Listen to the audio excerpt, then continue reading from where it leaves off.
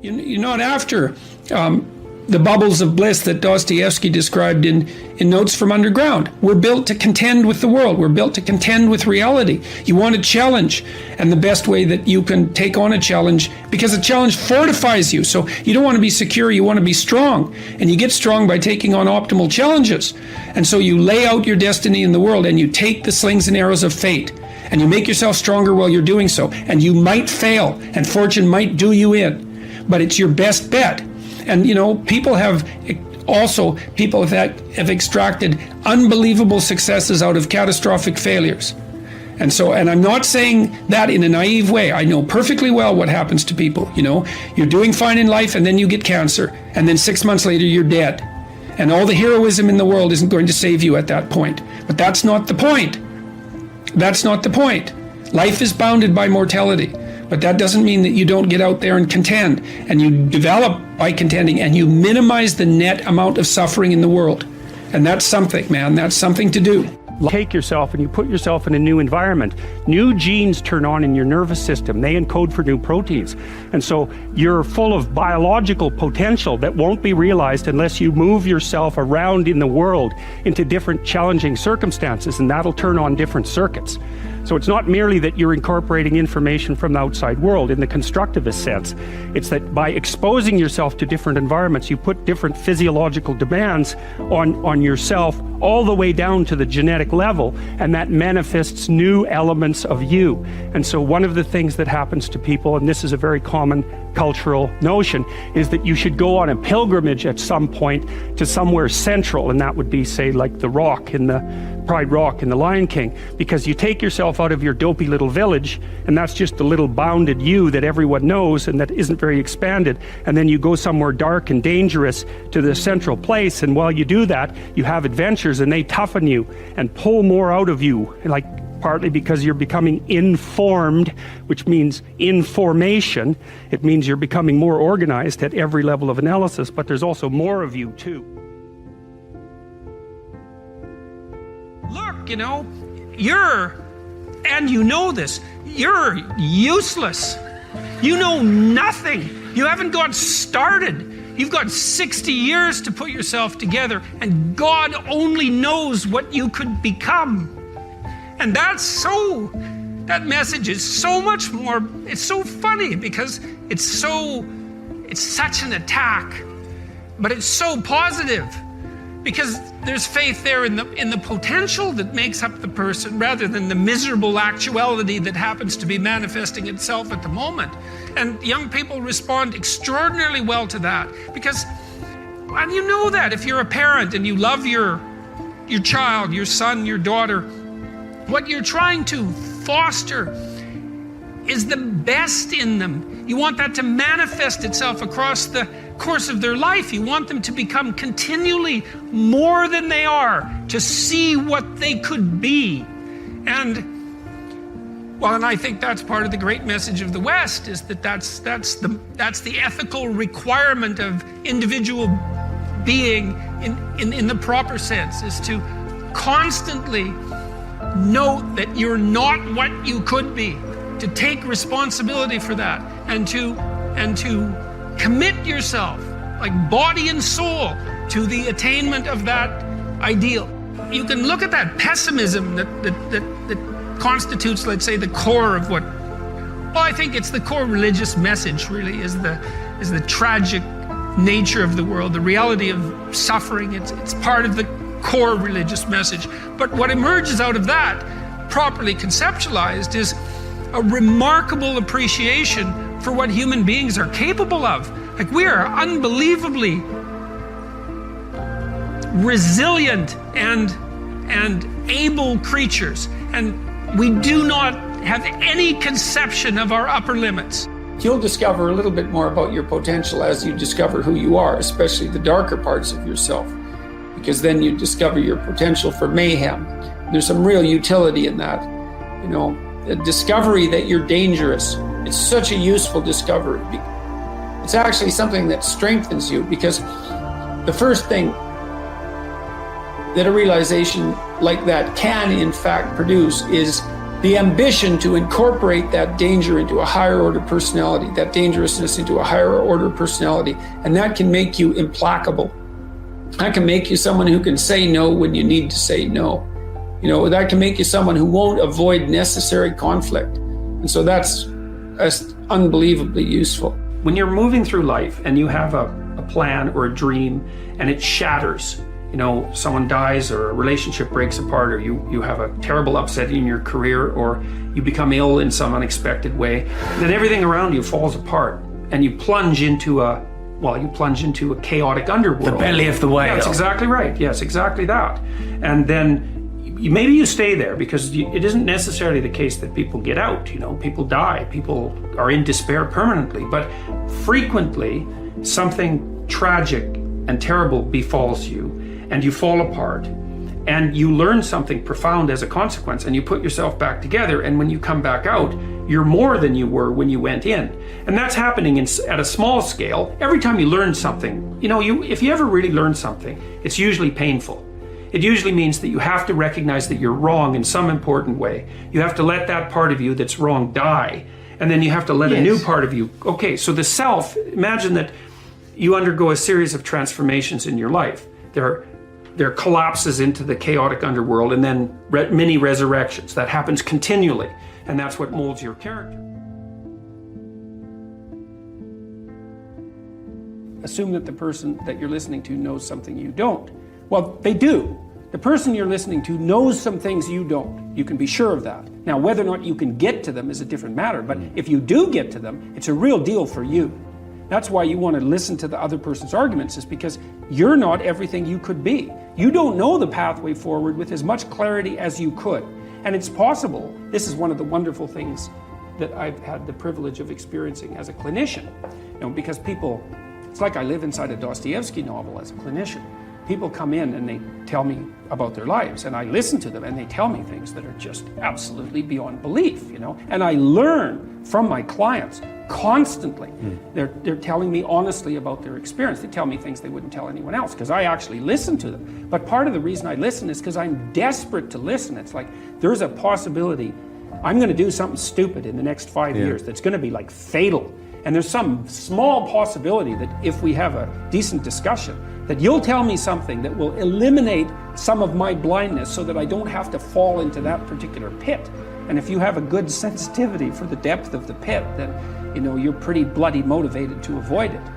And so, and that dialogue it's dialogic, it's dialogos, right? It's shared logos. It's the way that we redeem ourselves mutually moving forward. Reveal the best of yourself to you in the world, that you would be an overwhelming force for good.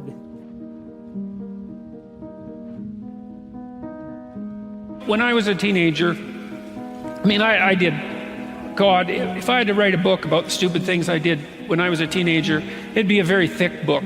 And it'd be a worse book if there were photographs accompanying it. But I had this advantage that young people today don't have, which was, when my day of stupidity was over, I could go home and it was not there. It wasn't on Twitter, it wasn't on Facebook. There wasn't 20 of my friends communicating to me about, what foolish thing I did at the party the night before. And young people now, they're just followed by...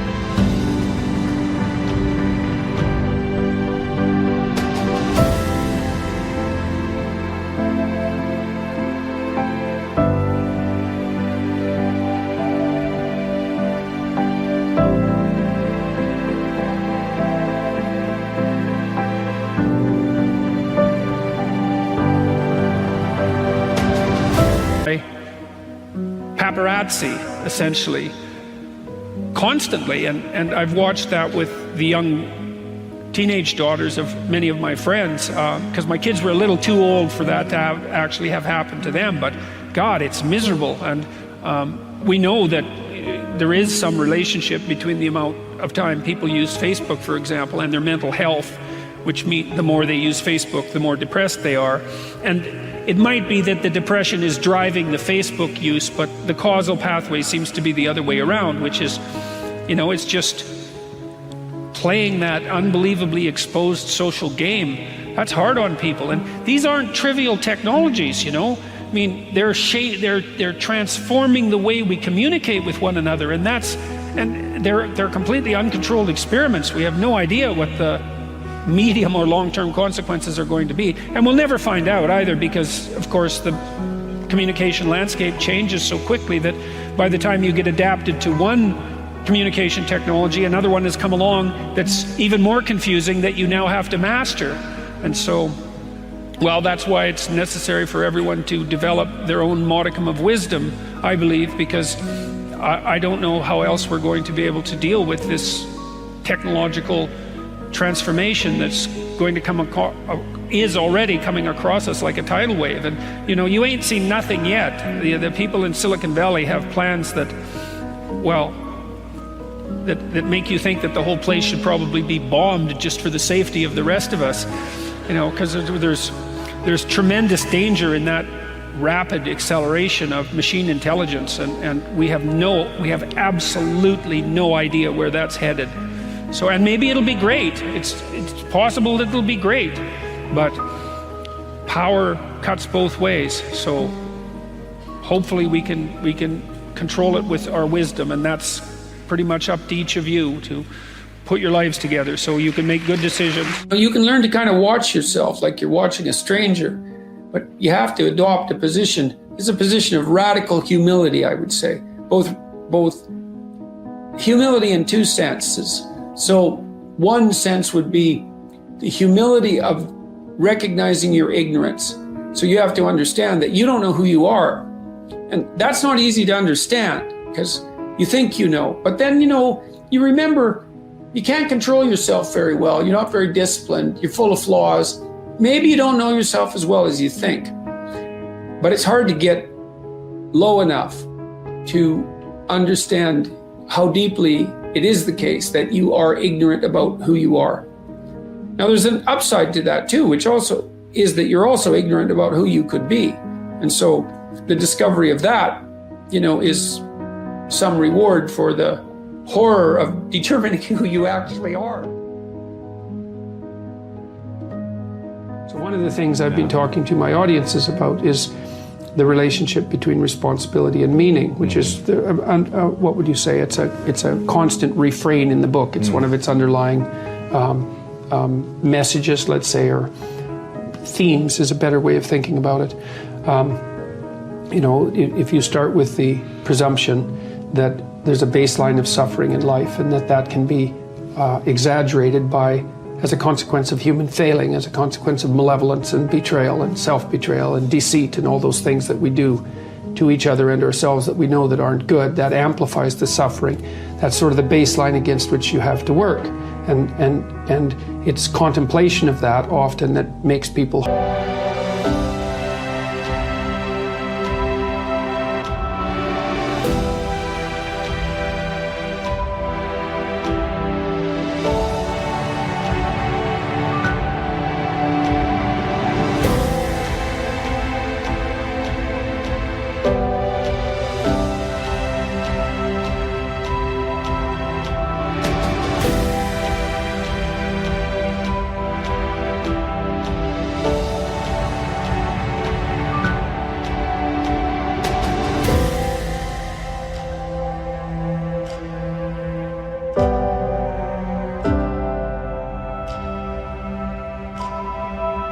hopeless and depressed and anxious and overwhelmed and all of that, and they have the reasons. But you need something to put up against that. And what you put up against that is meaning. Meaning is actually the instinct that helps you guide yourself through that catastrophe. And most of that meaning is to be found in the adoption of responsibility. So if you think, for example, if you think about the people that you admire, well, you think about when you have a clear conscience first, because that's a good thing to aim at, which is something different than happiness, right? A clear conscience is different than happiness. Yeah, it's better. Yeah. That's you're not better. Like, guilting yourself. You're not feeling bad about yourself. That's right. You feel that you've justified your existence, right? And so you're not waking up at 3 a.m. in a cold sweat thinking about all the terrible things that you've involved yourself in. What you said to someone that you shouldn't have said, or how you acted, or lied. What opportunity you lost, or the things that you've let go that you should have capitalized on, and all of that. And so if you think about the times when you're at peace with yourself with regards to how you're conducting yourself in the world, it's almost always conditions under which you've adopted responsibility, right? At least the most guilt I think that you can experience perhaps is the sure knowledge that you're not even taking care of yourself, so that you're leaving that responsibility to other people, because that's pretty pathetic. And unless you're psychopathic and you're living a parasitical life, and that characterizes a very small minority of people, and an even smaller minority think that's justifiable. But most of the time you're in guilt and shame because not only are you not taking care of yourself, let's say, so someone else has to, but you're not living up to your full potential.